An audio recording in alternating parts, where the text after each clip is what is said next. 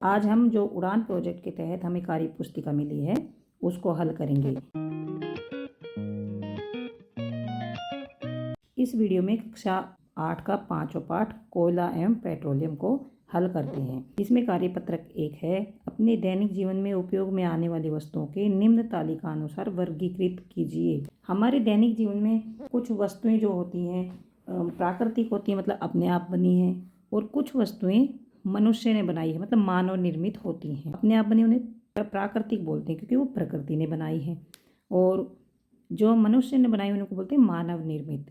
तो अपने दैनिक जीवन में उपयोग आने वाली वस्तुओं को निम्न तालिका अनुसार वर्गीकृत कीजिए। प्राकृतिक वस्तुओं के नाम लिखने हैं हमें, जैसे लकड़ी लिख दिया है, फल भी, वायु, रुई, वृक्ष, मृदा, जल, पानी जो होता है, ऊन, कोयला, पेट्रोल, ये तो प्राकृतिक वस्तुएं हैं। और मानव निर्मित वस्तुएं हम क्या लिखेंगे, जैसे कपड़ा लिख लेते हैं, यहाँ पर मशीनें लिख लेते हैं,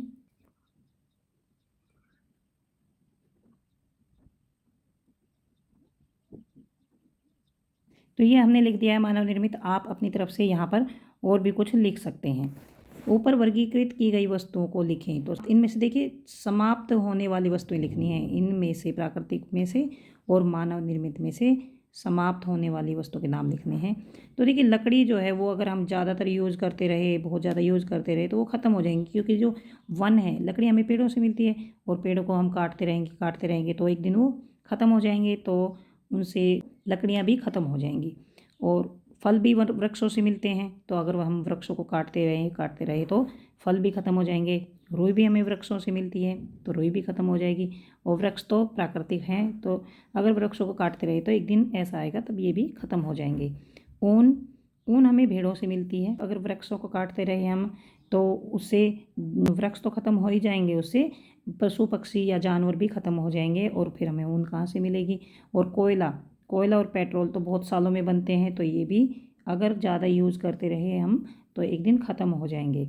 न समाप्त होने वाली वस्तुएं जो कभी समाप्त नहीं होंगी, इनमें से वायु कभी समाप्त नहीं होगी, क्योंकि वायु तो काफ़ी है वायुमंडल में, और जल और मिट्टी ये न समाप्त होने वाली वस्तुएं हैं। इसके अलावा सूर्य का प्रकाश भी यहाँ पर लिख सकते हैं, वो भी समाप्त नहीं होगा। यहाँ पर सूर्य का प्रकाश लिख देना, अगर आप लिखना चाहें तो नहीं, ये भी काफ़ी है। उसके बाद गर्मियों के दिनों में आप कैसे कपड़े पहनना पसंद करते हैं, तो ऑप्शन दे रखा है सूती और नायलॉन। तो देखिए जो सूती कपड़ा होता है वो पसीने को सोख लेता है और हल्का होता है, इसलिए हम गर्मियों में सूती कपड़े पहनना पसंद करते हैं। और नायलॉन जो होता है वो बड़ा ही भड़कीला होता है और वो पानी को जल्दी से सोखता नहीं है, और इसलिए अगर हमें पसीने आएंगे और हम नायलॉन के कपड़े पहनेंगे तो हमें हमारे पसीनों को भी नहीं सोखेगा, इसलिए हम सूती कपड़े पहनना पसंद करते हैं। तो यहाँ पर लिख सकते हैं, क्योंकि ये एक तो पसीने को जल्दी सोख लेता है। इनको हम मिटा देते हैं ताकि यहाँ से क्लियरली दिखे आपको। एक तो ये पसीने को सोख लेता है और ये हल्के होते हैं। उसके बाद हमें ईंधन के रूप में उपयोग करना चाहिए, हमें ईंधन के रूप में एलपीजी का उपयोग करना चाहिए। ऑप्शन दे रखा है एलपीजी और लकड़ी, तो हमें एलपीजी का उपयोग करना चाहिए, क्योंकि हमने जब आदर्श ईंधन के बारे में पढ़ा था तो अच्छा ईंधन कौन सा होता है, एक तो उसको आसानी से खरीदा जा सके, दूसरा उसको लाने ले जाने में आसानी हो, तीसरा वो सस्ता भी होना चाहिए, चौथा उसके कोई प्रदूषण नहीं होना चाहिए, और पांचवा उसका उसमें मान ज़्यादा होना चाहिए।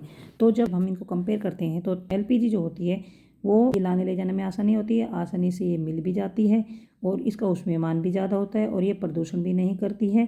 तो ये 4 पॉइंट इसके होते हैं। जबकि लकड़ी जो होती है वो प्रदूषण करती है, लाने ले जाने में आसान नहीं होती है, और इसका उसमें मान भी इतना नहीं होता है जितना कि एलपीजी का होता है। बस ये सस्ती होती, तो 1 पॉइंट इसका बनता है और इसे 4 पॉइंट बनते हैं। ये जो है हमें ईंधन के रूप में उपयोग करना चाहिए, तो हमें एलपीजी उपयोग करनी चाहिए। तो ये 4 पॉइंट्स मैं अलग से आपको लिख देती हूँ, उसमें से आप यहाँ पर लिख सकते हैं। ये 4-5 पॉइंट जो भी पॉइंट हैं वो यहाँ पर लिख देती हूँ, उसको आप यहाँ से लिख लेना। यहाँ पर लिखेंगे क्योंकि हमें अपने कार्यस्थल तक जाने के लिए उपयोग करना चाहिए, अपनी गाड़ी का उपयोग करना चाहिए, या फिर जो बस चलती हैं सार्वजनिक।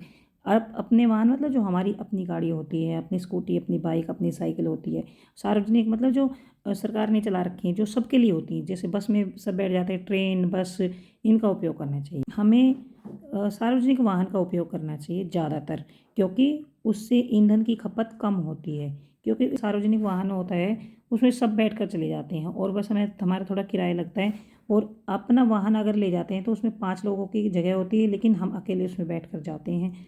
तो उससे एक तो पेट्रोल भी ज़्यादा लगता है, पेट्रोल डीजल ईंधन जो ज़्यादा लगता है, और इसलिए उससे खर्चा भी ज़्यादा होता है और उससे ईंधन की खपत भी ज़्यादा होती है। तो हमें सार्वजनिक वाहन का उपयोग करना चाहिए। एक तो ईंधन की खपत कम होगी और खर्चा भी कम होगा। अब आते हैं कार्यपत्रक 2 पर। एक मोमबत्ती जलाएं और उसकी लौ को ध्यान से देखें। एक मोमबत्ती जलानी है और उसकी लौ जो होती है, लौ होती है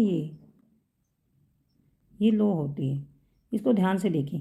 आप लौ के कितने भाग देखते हैं? तो इसके 3 भाग होते हैं। एक तो अंदर होता है जो कि आंतरिक भाग होता है, जो कि काला होता है। इसके बाद येलो होता है, पीला, और जो बाहर का भाग होता है ये नीला होता है। तो ये आंतरिक भाग और ये मध्यम भाग और ये बाह्य भाग, 3 भाग होते हैं।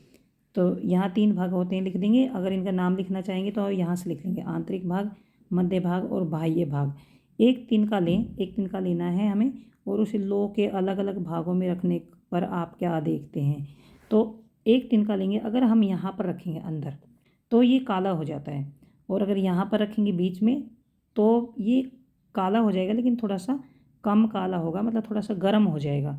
और अगर यहाँ पर बाहर रखेंगे हम यहाँ पर, तो ये जलने लग जाएगा। यहाँ तो गर्म होगा, देखिए यहाँ पर फर्स्ट में काला होगा, ये मैंने लिख दिया यहाँ पर कि यह काला हो जाता है।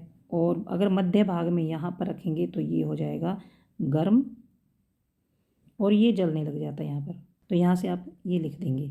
ऐसा क्यों होता है? क्योंकि देखिए जो अंदर वाला भाग होता है ये काला होता है, ये गर्म नहीं होता है, इसमें कार्बन ज़्यादा बनता है, ये गर्म नहीं होता है। और बीच वाला भाग है इससे थोड़ा सा, मतलब थोड़ा सा गर्म होता है, इसलिए यहाँ पर अगर हम तिनका रखेंगे गर्म हो जाता है। और जो बाह्य भाग होता है वो सबसे ज़्यादा गर्म होता है, अगर उसमें कोई भी तिनका या लकड़ी हम रखेंगे तो वो जलने लग जाती है। अब कार्यपत्रक 3 है। बिंदिया को पकोड़े बनाना बहुत अच्छा लगता है। रविवार का दिन था, उसने पकोड़े बनाने के लिए बेसन का घोल तैयार किया। मतलब बेसन जो होता है उसका घोल बनाते हैं पकोड़े बनाने के लिए, लेकिन बेसन का घोल बहुत पतला हो गया। अब पकोड़े बनाने के लिए उसे क्या करना चाहिए? बेसन का घोल अगर ज़्यादा पतला हो जाता है तो उसको क्या करना चाहिए? उसमें और बेसन मिला देना चाहिए, जिससे कि बेसन गाढ़ा हो जाएगा और उससे पकोड़े आसानी से बन जाएंगे। कार्यपत्रक 4 है। गर्मियों के दिनों में अक्सर बिजली और पानी की कमी महसूस की जाती है। गर्मियों में बिजली और पानी कम रहता है, बिजली और पानी बहुत कम आते हैं। हम अपने रोज़मर्रा के जीवन में क्या परिवर्तन करने चाहिए जिससे बिजली व पानी को बचाया जा सके और हम इनकी कमी को कम कर सकें? डेली के जो कार्य होते हैं उनमें हमें क्या बदलाव करना चाहिए कि हम बिजली और पानी को बचा सकें? पहला है पानी को व्यर्थ ना बहाएं, मतलब जब ज़रूरत हो तभी पानी का यूज़ करें।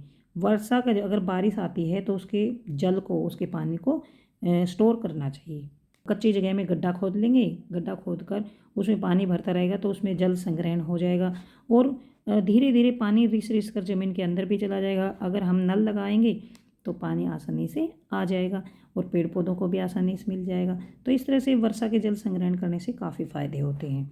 ज़रूरत न होने पर बिजली के उपकरण बंद कर देने चाहिए। अगर मान लो हम एक कमरे में नहीं है तो हम पंखा बिजली चलते छोड़ जाते हैं, तो उनको ऐसे ही व्यर्थ नहीं चलाना चाहिए। जब ज़रूरत नहीं हो तो बिजली के उपकरण का मतलब पंखे, ट्यूबलाइट और एसी, कूलर वगैरह, फ्रिज, ये सब उपकरण होते हैं, तो इनको व्यर्थ ही नहीं चलाना चाहिए, जब ज़रूरत हो तभी चलाना चाहिए।